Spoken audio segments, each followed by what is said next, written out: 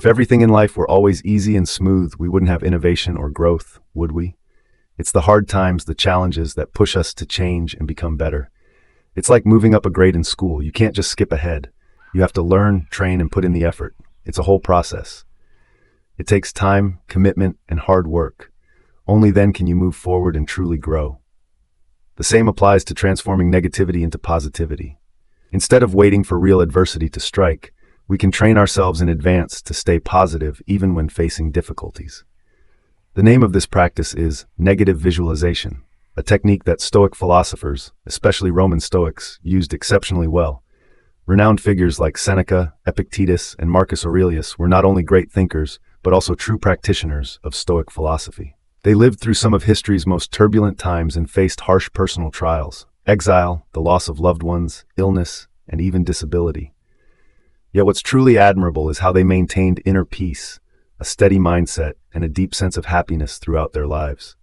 What helped them achieve this?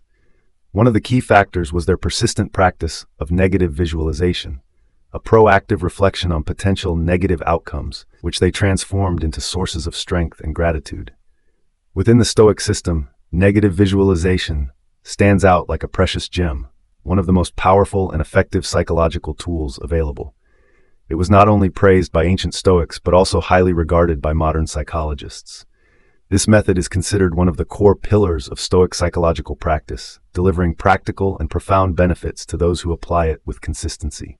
Now, let's dive into the heart of the topic. First, it's important to understand why negative visualization emerged and why it holds such power. Everything in life has a cause and effect, and psychological tools are no exception.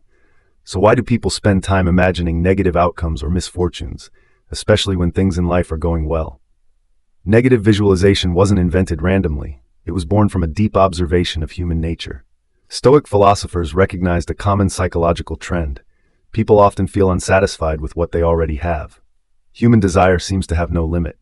When we reach one goal, the satisfaction quickly fades, and we start chasing another, higher goal. Our lives often become an endless cycle of dreams and efforts to reach them. Think of a simple example: dreaming of owning a big screen TV. When you really want a specific model, you start seeing it everywhere, in electronic stores, online ads, or at friends' houses showing off their new Ultra HD screen. Eventually, you buy it. But after using it for a while, that initial excitement fades. It becomes just another familiar item in your living room. Before long, you start dreaming about a newer model, maybe a 4K screen with smart features or a sleeker design, and the cycle of craving starts all over again. This phenomenon isn't limited to material possessions like TVs, cars, or laptops. It also applies to emotional and relational experiences. We often see people spend their whole lives searching for love. When they fall in love, they feel they can't live without their partner, willing to defy all odds to be together, intoxicated by passion. However, once the relationship settles into routine, demands begin to surface. They start criticizing their partner's flaws, placing unrealistic expectations. The man wants the woman to be perfectly tailored to his ideals. The woman wants the man to become some flawless archetype.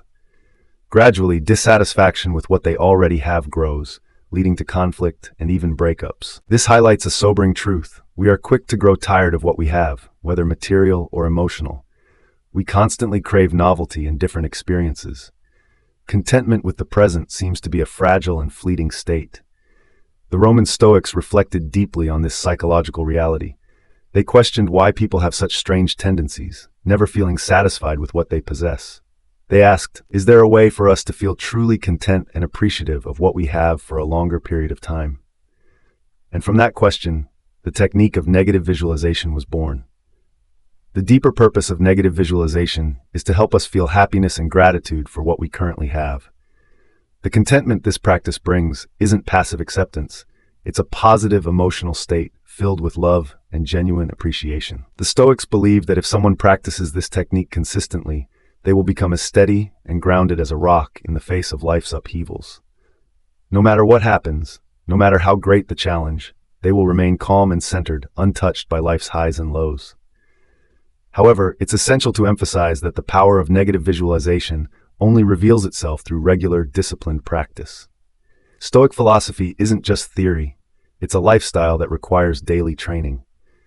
If you see the value in this technique and want to build inner resilience to face life's hardships, Make it a non-negotiable part of your daily habits.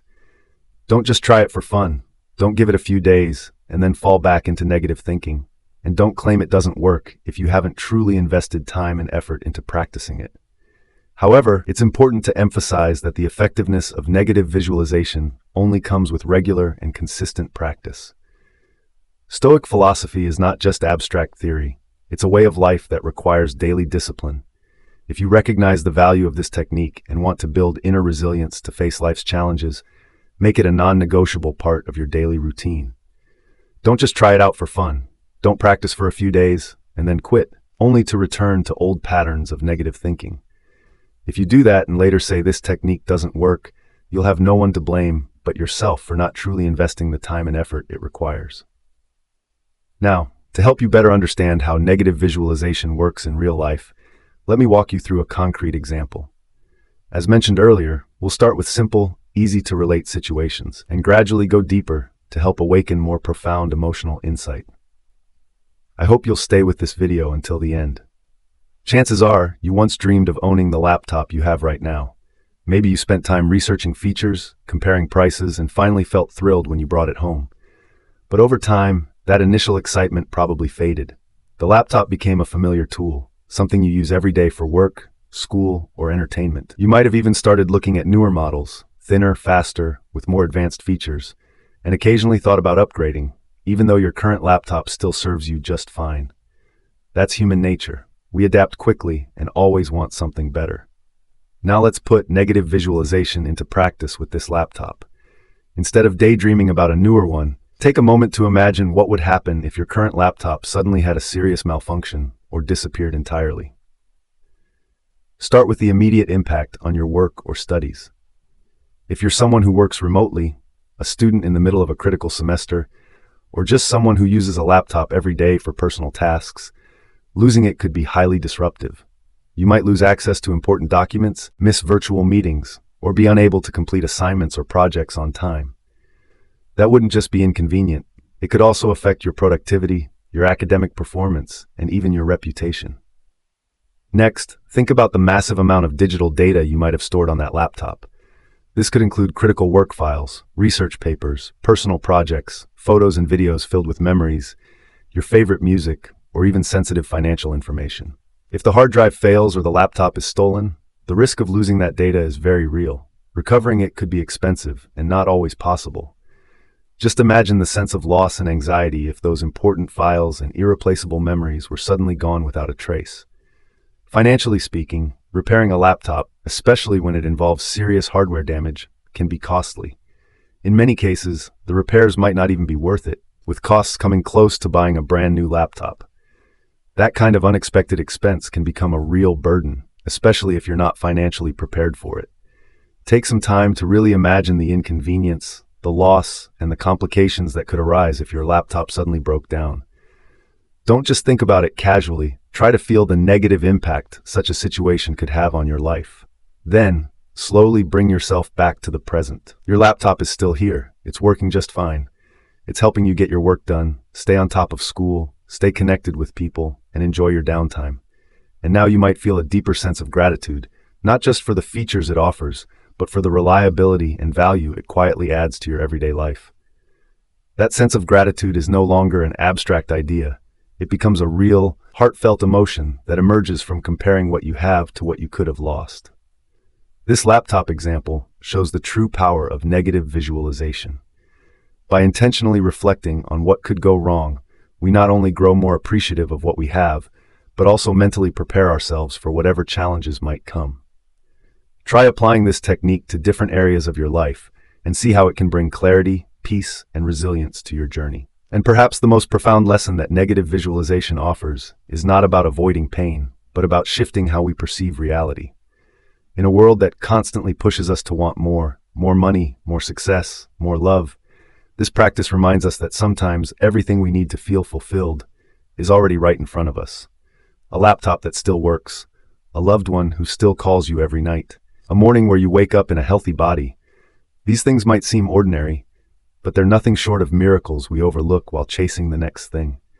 It's only when we dare to imagine losing them that we realize we've been surrounded by blessings all along. Stoic philosophy doesn't teach us to be cold or indifferent. It teaches us to be soft on the inside and strong on the outside. It doesn't reject emotion. It teaches us that, when refined and trained, emotion can become a compass guiding us through life's storms. So if there's one technique worth carrying with you through life, not to live in fear, but to live more fully, it's this one. Not because you want things to go wrong, but because you've learned to be grateful while everything's still right. Live as if tomorrow could take it all away. So today, you love harder, care deeper, and cherish every moment to the fullest. I hope you found this video helpful. If you enjoyed today's video, be sure to hit the like button. It might seem like a small thing, but because of how the YouTube algorithm works, videos with more likes tend to get shown to more people. So your like really helps this video reach others who might need it too. And if you find my content valuable, consider subscribing. It really helps more people discover it. Thanks for watching, and I wish you and your family good health and peace. See you in the next video.